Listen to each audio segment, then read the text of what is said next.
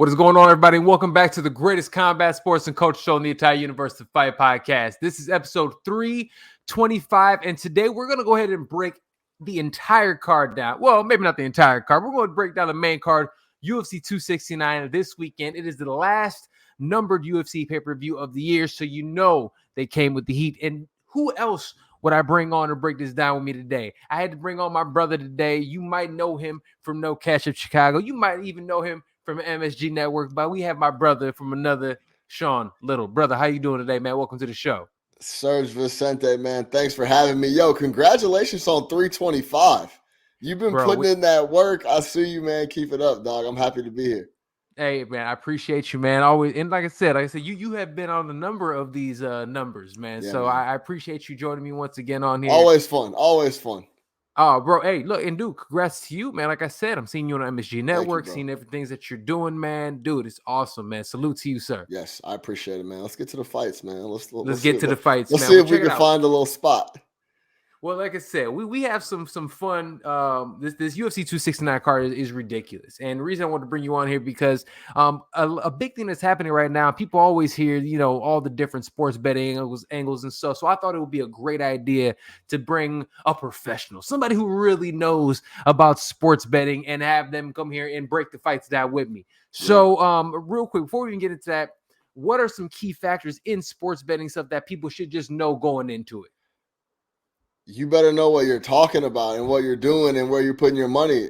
I think the big thing is a lot of people won't do their own research, and they'll a big thing with sports betting is the narratives and what's going on and the hype behind certain fighters.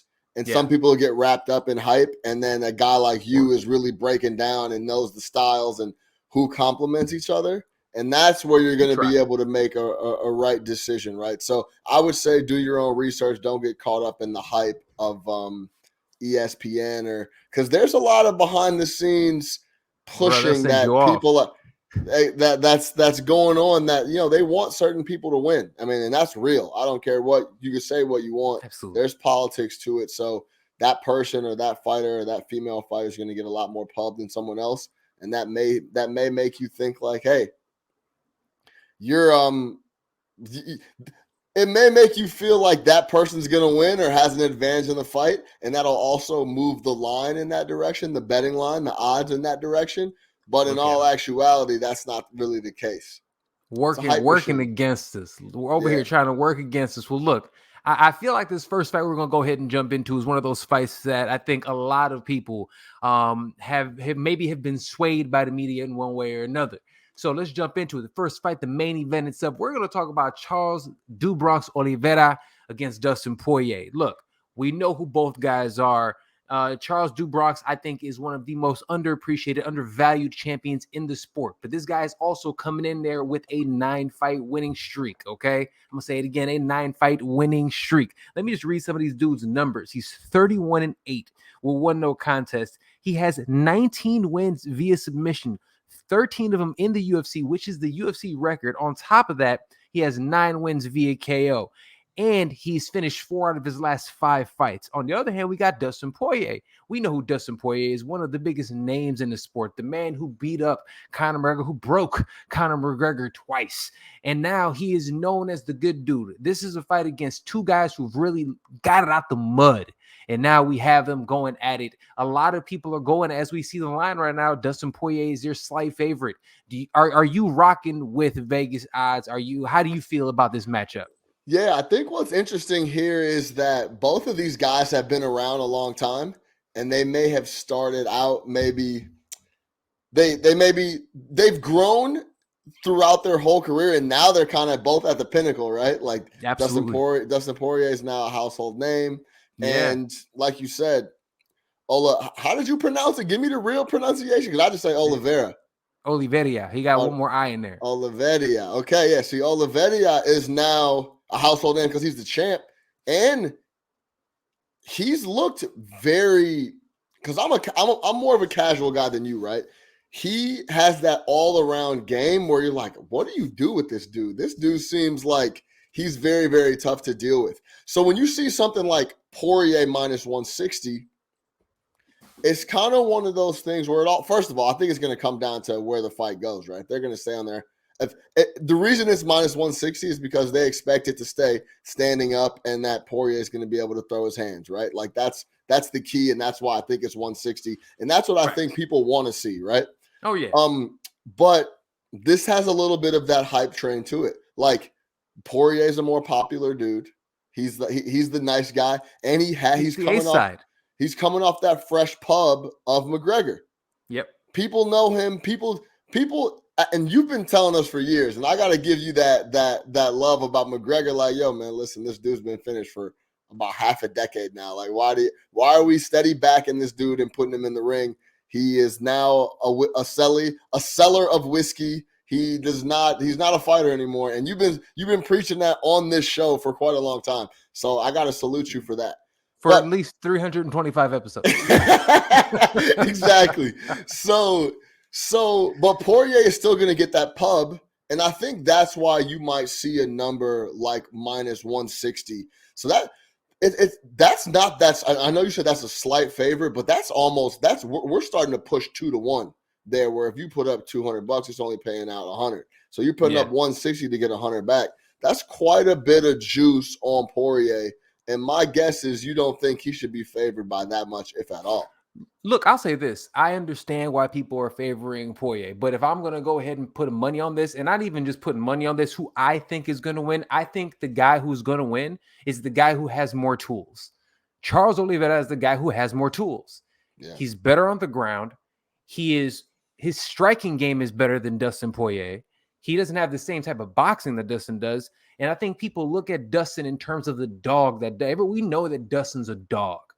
But one thing we can't forget is that Michael Chandler is somebody who we all associate as a dog, somebody that was just in the fight of the year a couple weeks ago with Justin Gaethje. And Justin Gaethje is known as one of the hardest hitters in the game. Couldn't go out there and finish your boy Michael Chandler. But guess who did? In the second round, knocked his ass out. Was Charles Oliveira. So he has the hands. That's really interesting. The ground. That's interesting because, that's a good point. And nobody wants to talk about that. We don't want to admit that. We don't want to talk about that. And where we have seen him in the past where he is mentally broken, and I'm talking about Oliveira years ago, early in his career, you could push him mentally and break him. I saw him break mentally against Cub Swanson, who is a featherweight. At best, he's a featherweight. And he was never really even at the top of the division at times. So I saw him lose these fights. But we haven't seen this guy in years.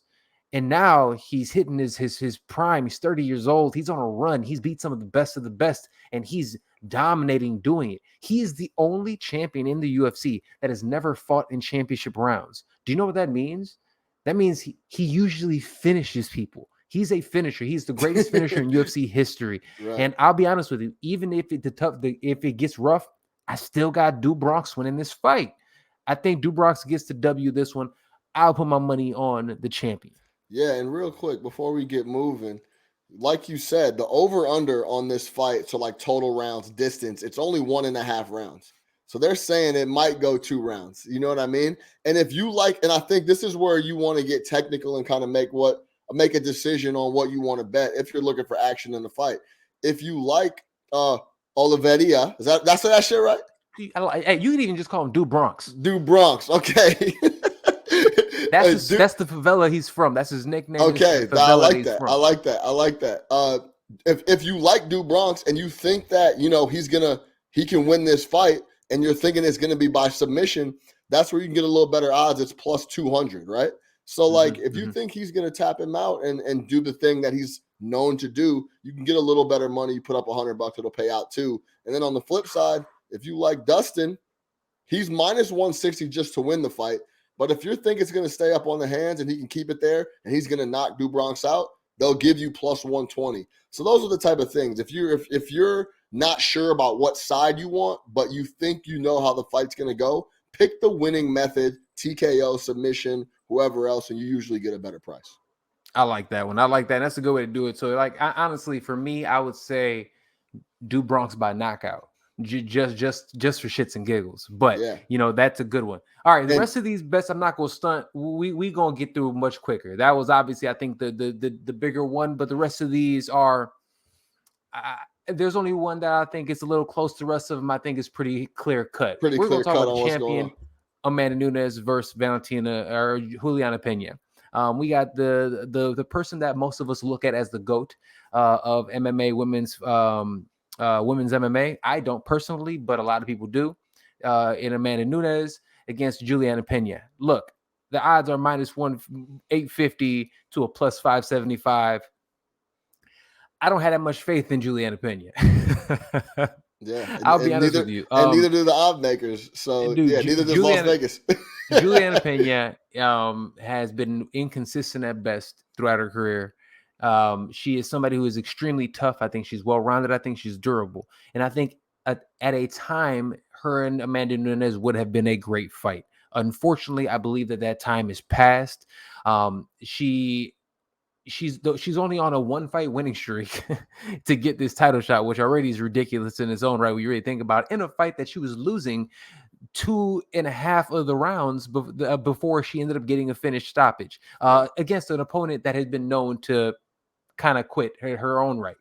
So I don't have faith in Juliana Pena. I think she's going to go out here overconfident, and I think she's going to be prepared. I think that she even might make it a fight for a round or so. I think Amanda Nunes bludgeons her and gets her out of here. I think -850 is pretty probably nice. a fair number, huh? I think it's fair. Absolutely. Yeah, it's interesting, right? These are Nunes is the type of beast and the queen in this position where if you want to back her and you want to try to win some money on her, they're going to charge you quite a bit of money for it. Like, oh, okay, like yeah, she's going to knock everybody out. We all know that. But go ahead and put that $850 up to win $100. Like that's what we're looking at, right? It's not even worth it. So it's one of those things where too, you kind of I'm not saying that this is the spot for it to happen, but with guys or women like this that are just at the pinnacle and they seem unbeatable, you kind of got to try to catch them in a spot where they look vulnerable because you're still going to get big time odds. We're going to get to Lomachenko later, but that's kind of what happened there. When he lost that fight, he was a huge favorite, but he ran up against somebody that could beat him. So this is a spot where it was close, but I think he did lose. But we'll talk about that later. We'll talk. But this is also a spot where, hey, you could look at the winning method. Where you'll get your big time odds in spots like this is you might have to pick the round that she knocks her out in, or that she gets the stoppage. Right. So that's where you're going to try to get your value. It's tough. Like for example, if you took Nunes in the first round, it's +150. If you took her in the second round, it's +400. So it's tougher to do. But if you're going to try to find value, that's where it's at. So you don't think she's the best of all time? No, I think Valentina Shevchenko is better. Even though Amanda Nunes has wins on Valentina Shevchenko, the majority of experts that you ask about that second fight, who won between Shevchenko and Amanda Nunes, everybody says Shevchenko won that fight. You can go back and watch it yourself. This is the second one. Valentina Shevchenko, only thing that she struggles against Amanda Nunes in is size. She's better than her technically everywhere else. Yeah. That's the only difference, is that she's bigger. Valentina, I think, is one of my favorite all-time fighters, regardless on gender. I think she is incredible. I think she's technically sound, and she's one of the only. It's like her and Max Holloway that I get like super excited when I see, and Israel Adesanya. Those are the people that I get like wild excited when I see fight. Yeah. And Jose Aldo. Who turned that clock back, boy. He has been. He looked very, very good recently. So yeah, I agree. Absolutely does. Oh, and it's fun to watch it's fun to watch the little guys too. Well, I'll be honest with you. If you look at it, not only in MMA but boxing also, think about the people that we love and we watch in boxing: Lomachenko, Tank, Tio, Devin Haney, Ryan. All the people we were talking about there, right? They fight at lightweight. Lightweight is 135 pounds. What is the best weight class currently in the UFC and actually in all of Bellator and MMA? Bellator just started a bantamweight tournament. Bantamweight tournament is what weight? 135 pounds. UFC, what's the hottest division right now out here? Sugar Sean O'Malley, Aljamain Sterling, Piotr Jan, 135 pounds. It is the best weight class across combat sports. Do you think there's anything to that? Why is that? Is it just think about it. There's most big athletes you see play sports like, football, basketball and shit and stuff like that. You got dudes that are smaller that are just as athletic, but aren't ended. I mean, they don't excel in those other sports. Right. They're excelling in these sports because it's They got made an up for people opportunity. that exactly. Right. Okay. And they're technically more technically sound. So you're going to get the smaller guys that tend to be more technical because the bigger you get, you're able to out physical and out just kind of strength your way out of positions. So technically, the bigger guys get, the slower and the Right. less technical they get. The smaller guys are the most technical, and that's why women fights are really entertaining a lot of times because they're so technical. Because a lot of times they have to train with men, and the only way they're able to get around training with men is It's have to be much more technique. technical. Exactly. Yeah, that's interesting. I never thought about it Yeah. like that. That's actually really interesting. Like, yeah, it's only so much technique a motherfucker 240 and If I'm strong as a 240, fuck a technique. I'm hitting you with these hammers. right, exactly, right, Look, prime exactly. example. Look at Derek Lewis. Derek Lewis. I love Derek Lewis, the Black Beast. He goes out there. He has the most knockouts in UFC history, right? Yeah, In heavyweight UFC history. But then we're like, oh, he don't got a good ground game. He don't got this. He's a 260-pound big gorilla black man beast. who Yeah, who lays thunder. I yeah, don't gotta know nothing else. yeah. That's exactly right. Yeah, no, I never thought about the technical side of you. They don't have that. They don't have that. What's the word I'm looking for? That, I guess, advantage of just going out there and muscling out of spots. They got to be very technically sound. So. Got to be extremely tough. And think about it, the most times the smaller guys have to train with much bigger people. Right. A lot of them have to, so they have to. That's the only way they survive. I Right. got to be faster than you. I got to be quicker than you. I got to be smarter than you. So they end up being. That's why you look at technically, there's nobody ever better than Demetrius Johnson. Mighty Mouse is a fucking killer. He's a wizard out there. It's because he can do everything perfectly, and you're not going to see big guys that do everything perfectly. You know what I'm saying? But speaking of people who don't do everything perfectly, but they fight really good, Jeff Neal and Santiago Ponzinibbio. All right. These dudes are fun to watch. Definitely not perfect. I'm worried about Jeff Neal. He was just arrested last week on a DUI right after Thanksgiving. He's still fighting. Everything they said is good. He got out into $2,000 bail. He also had a pistol on him in Texas. Good luck with that. But he's fighting Santiago Ponzinibbio, whom has been inconsistent over the last 2 years because of injuries. And he does have a win on his belt recently, but we also saw him get knocked out. This is a fight that could go either way. As we look at it, shit, it's even money. It's even money, yeah. I want to say, because these guys are very similar. So I'm not even gonna waste your guys' time breaking it down. These two dudes will knock you out cold. Okay, they go out there. Yeah, they want to stand tough, up. They're gritty. They want to stand up. They want to bang. My only concern is where Jeff Neal's head is. Is he gonna pull a Kobe Bryant and all of a sudden start dropping 40, and we gonna be good, or is it gonna be really mess with him and he's not gonna be able to perform? And so, because of that, I have to lean with Santiago. Yeah, and the even money is kind of clear that it's like, let me give you a little like background on what an actual sports book wants to do. Like, in a perfect world, they would get on especially in a spot like this, they're going to try to get even money on both sides and then take that 10% juice from the loser.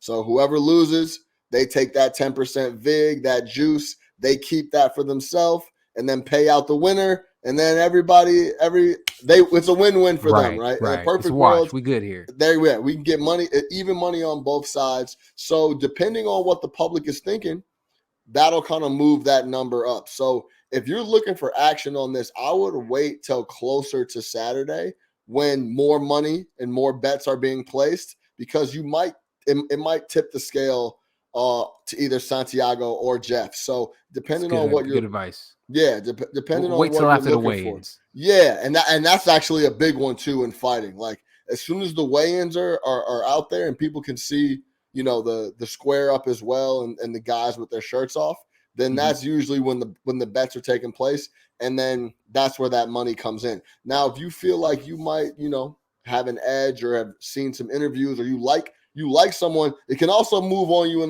the wrong direction if you wait. So if you feel like you know who you're going to take, go ahead and jump on it if you feel like that number is right.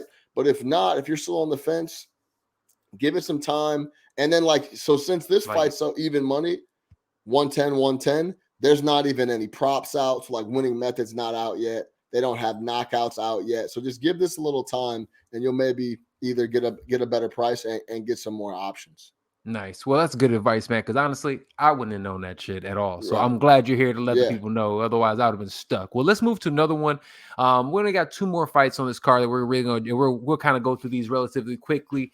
But we have Kai Kara France, the city kickboxing standout, going up against the former champion in Cody Garbrandt. Cody Garbrandt is your favorite in this fight, but I have questions. And the reason that I have questions, and I'm going to sit there and actually post questions for anybody else going to bet on Cody Garbrandt, is a couple things. Is Cody Garbrandt damaged goods?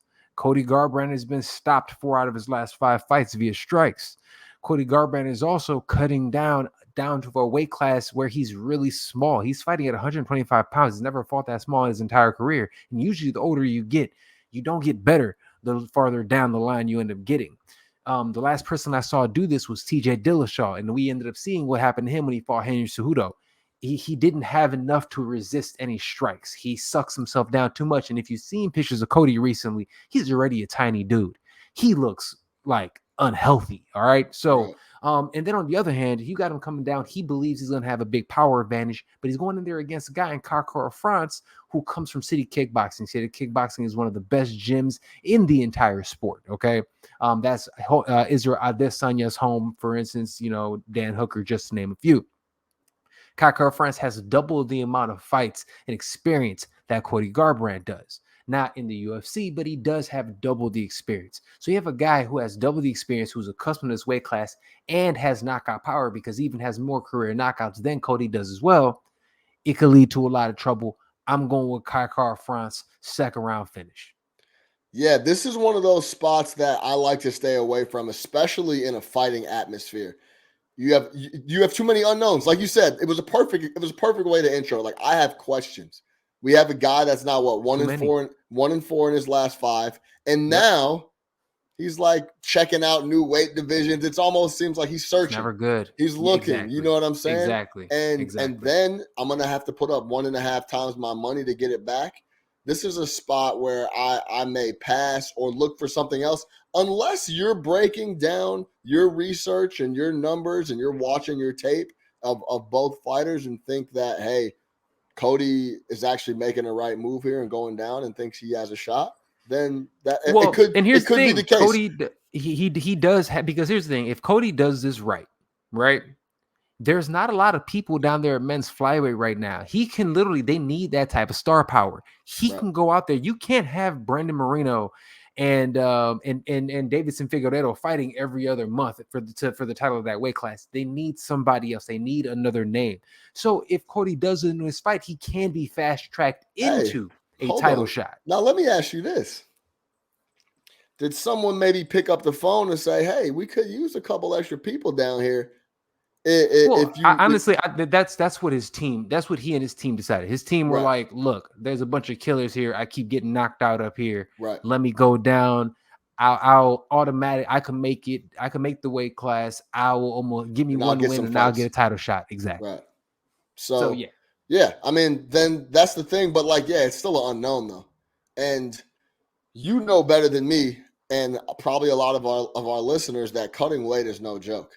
Especially, and I don't know if you've seen him. He does not. He looks super svelte right now, bro. He looks crazy. Yeah, and so that's one of those spots too where you'll be able to see him in the weigh-in and be able to make a decision. But when I'm gambling, man, I try to stay away from question marks and unknowns.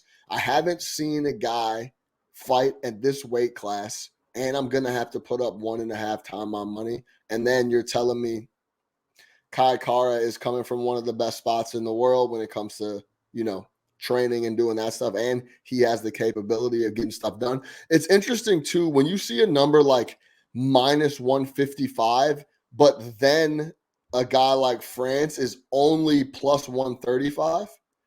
It's kind of saying like, hey, we know this dude's dangerous because we're only going to give you +135, but we also know the public and the perception is going to want to put money on Cody. So we're going to tax you on that side too. That's kind of what you're seeing when you see a minus 155 and a plus 135. Vegas is basically saying, we know people are going to want to bet Cody because he's more popular. People know more about him. So we're going to make him more expensive. But we know this other guy's dangerous.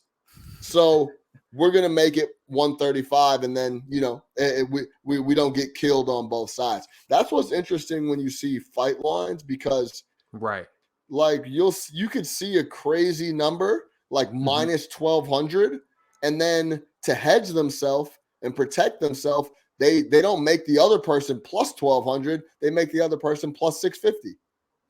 You know what I'm saying? So it's like they kind of got you by the balls depending on which side you want to go on. But when you see a number like minus 155 and then the flip side, because it's like for example, if this was football, minus 155, the other team would be like plus 215. Do you know what I'm saying?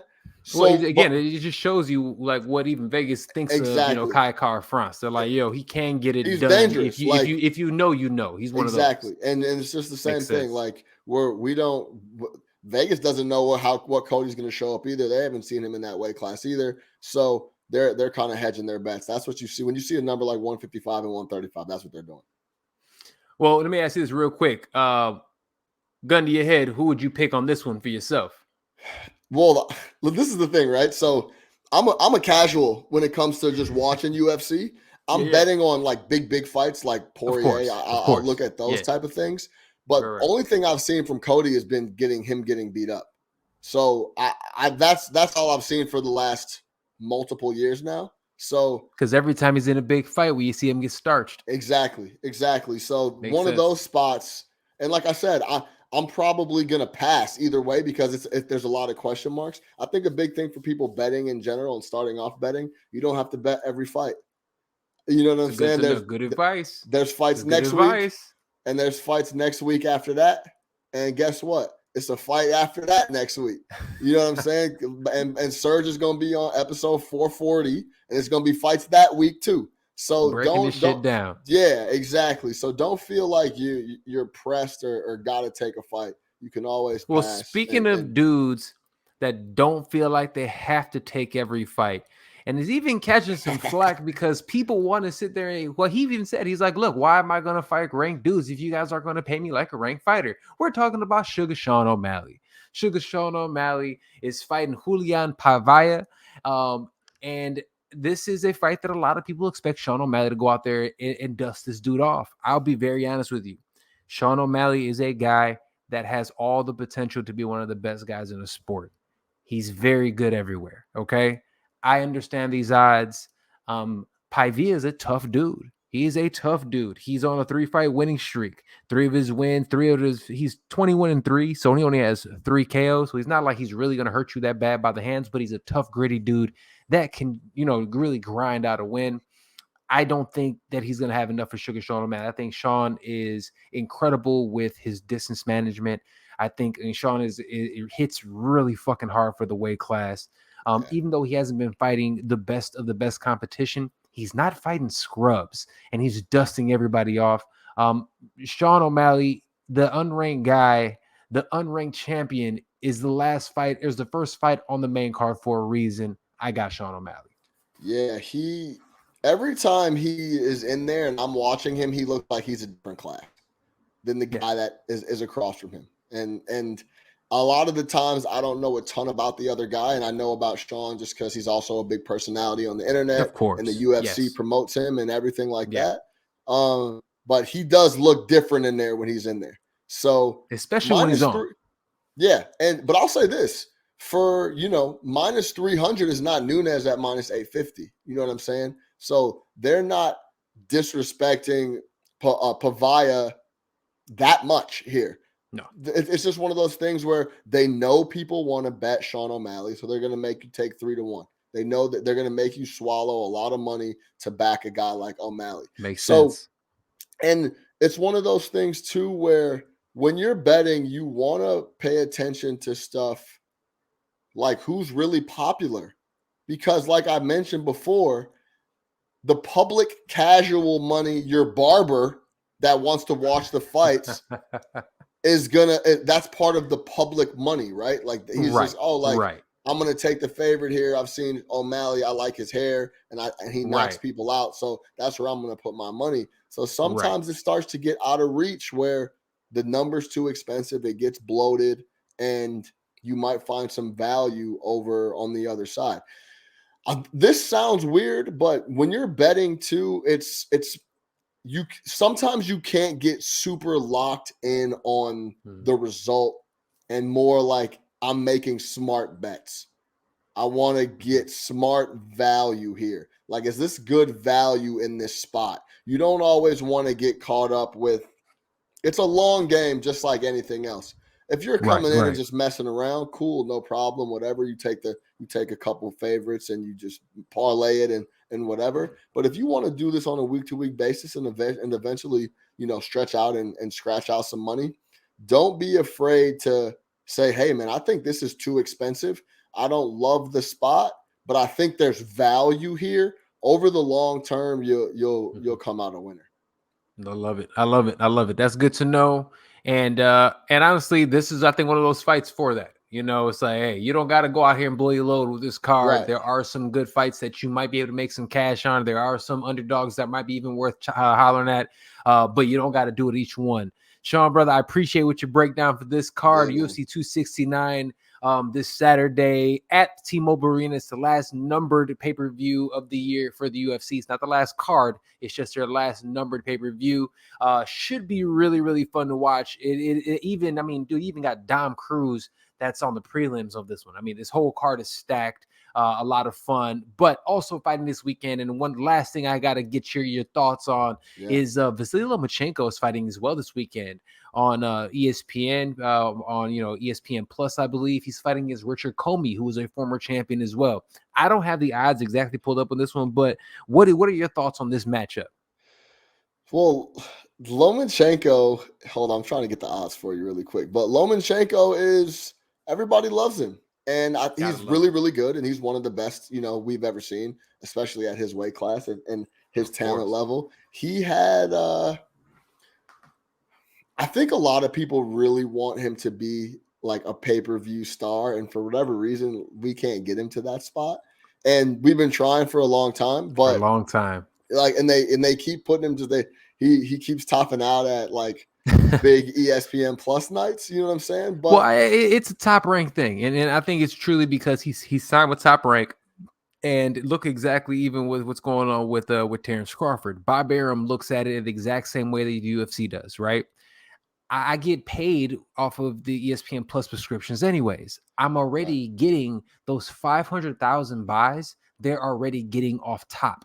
So think about it. Everything else after 500,000 buys is gravy. So for right, somebody like Bob Arum who just wants to make money, doesn't even care about really promoting you like that, he's making his dollar amount already. So he's not making it happen. So that's, in my personal opinion, why I don't believe that the guys who are with Top Rank, Terrence Crawford, well, and you saw Lomachenko are Crawford didn't getting any seem like he was buzz. too happy with the whole situation after. He hasn't been for a long time over there, but I'll say this, and the only reason that Bud Crawford for Errol Spence has not happened is because of Bud Crawford.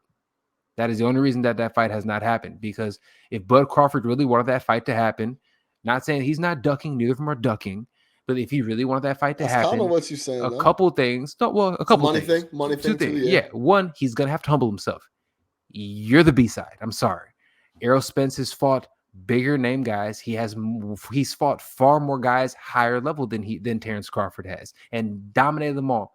He's also been proven to be a pay-per-view star, something that Terrence Crawford hasn't. You're going to have to take this to 40. I'm sorry. It is what it is. You yeah, know what I'm saying? So yeah. we're looking at that. But also for Terrence Crawford, he should have never re-signed with Bob Arum. He had an opportunity to do what Canelo's currently doing. He had an opportunity to do what Floyd Mayweather does, and he was out, but he chose not to. He chose to resign, and because of that, that was your choice. You can't be mad at nobody but yourself, because you know Bob Arum don't do work with Uncle Al. We know this. Yeah, that's that. We definitely do. And the dude's about 100 years old, so he's not changing that at any point in time, No, at any time no. soon. But I got the odds pulled up. Lomachenko's minus 900. Comey's plus 600. That's disrespectful. Yeah. So, but it always seems like Lomachenko's right there because he's such a crowd favorite. You know what I'm saying? That's unfortunately, he probably should be that high, but Richard Comey honestly is so good. In my opinion, this should have been one of those minus 300 plus 235 type of fights. right. It's that type of fight. He is definitely a large favorite in my opinion.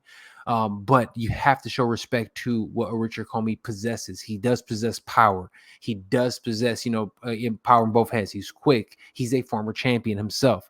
Now, he got starched in the second round by Teofimo Lopez, so everybody keeps that in the back of their mind. So that's why I'm sure what it's have even you done bigger. for me lately? Yeah, exactly. But he's still a dog. But yeah, I'm Loma's gonna get his ass. So let's just be honest. Yeah. But this might be one of those spots where, hey, if you push him. Yeah, and the over under is 8.5 rounds, so that's that sounds about right. It's about right, yeah, and it sounds about right. Yeah, but if you just for all the things you just laid out, if you think Comey has a bit of a chance, $10 gets you $60 back. Not a bad look, Comey. So hey, wilder shit has happened. You know what I'm saying? Wilder shit has happened in combat sports, man. But look, that is the biggest sports action of the weekend. Sean, brother, thank you so much for joining me and help break this down. Like I said, these big pay-per-views, bro, I'm gonna need you with me. I'm gonna need you with me breaking it down because I'll be honest with you, I'm just getting into the sports betting and nobody knows it like you, my brother. So thank you so much for joining me. Much continued success. And dude, where can the people find you aside from your fantastic podcast, No Catch Up? Yeah, man. No Catch Up is the podcast everywhere: iTunes, Spotify, YouTube. We do the video just like my guy SERG Vicente does here. You can catch me there on the podcast app. Yeah, of course. And on Twitter at Chicago Flow, IG at Chicago Flow. And that's it, man. If you can get on my IG or Twitter, you'll find out everything I'm doing across the board. So lock in with me, man. You see the screen, man. You see it on the screen right there at Chicago Flow. Lock in. Boom. Boom. There he is. Yeah. Well, Sean, brother, I appreciate you, man. Once again, can't wait to do this again. Much success. We'll chop it up with you next time, man. And for everybody else watching, thank you so much. This is episode 325 of the greatest combat sports and culture show in the entire universe, Fight Podcast. Please do not forget to like and subscribe to this video. You'll find us everywhere podcasting is available: Apple, Google Play, Spotify, SoundCloud, Stitcher. Check us out at thefightpodcast.com. Check out the website. What else? All my good shit. Check it all out. Substacks, Discord, everything's in the link. Love y'all. We'll chop it up later. Peace.